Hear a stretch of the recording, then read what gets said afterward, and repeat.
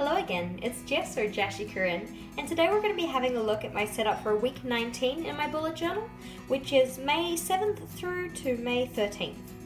I'd actually like to start by apologising for the shadowing at the top of this shot here. At the time I'm filming this, it's actually a little bit darker than I'm used to, so I do have to have my room lights on. Before we jump into today's setup, I just figured we'd have a look at how this week was going so far. So as you'll remember from my last weekly plan with me, for week 18 I went with a mini calendar up the top here. I ended up using this space over here for my event lists.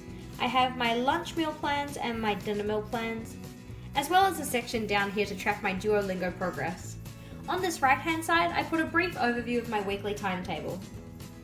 You'll also remember that for this week, I also made an additional spread, which I intended to keep all of my to-do lists on. As you can see, this is pretty empty at the moment. I've actually been quite busy this week and haven't really had very much time to come into my bullet journal to write down the things I needed to get done. Although I do like this setup, I know that I'm going to want to use something new for the week that's coming. Just a reminder before we get into it, any of the equipment that I use will be linked in the description box below. I first went in with my Tombow Dual Brush marker in the colour 623, just to highlight some of the places where I wanted to put my titles. I then went in with a Staedtler Tri-Plus fine liner to do some of the outlining and the titles.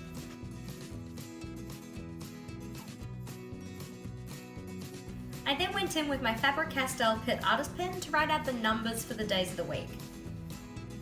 Alrighty, and that's where I'm going to leave it for today. I know today's video was really super short and super simple, but my theme for May is minimalism.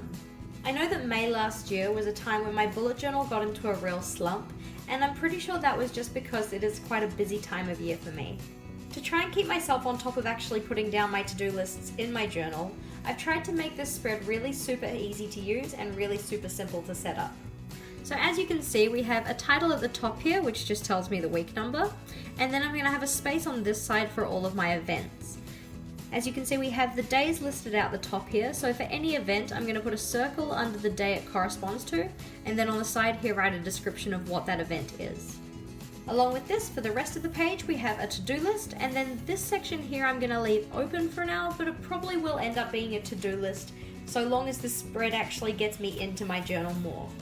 Thank you for watching. I know today's video was super short, but if you liked it, please do give it a big thumbs up.